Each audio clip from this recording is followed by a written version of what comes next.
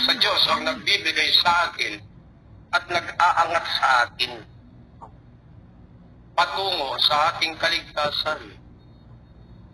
Kaya nga ang tanong, sino ba ang nakakaalam dito at sa kahit sa kaninong tao? Sino ba ang nakakaalam na siya'y maliligtas? Sino ba ang nakakaalam na kapag siya'y pumanaw na, alam niya ang kanyang pagtutunguhan? Sino po ba rito? Wala. Naliligtas lamang tayo, mga kapatid, sa ating pananampalataya sa Diyos. No, hanggang sa huling hininga, ay kapit-kapit tayo sa pananampalataya sa Diyos.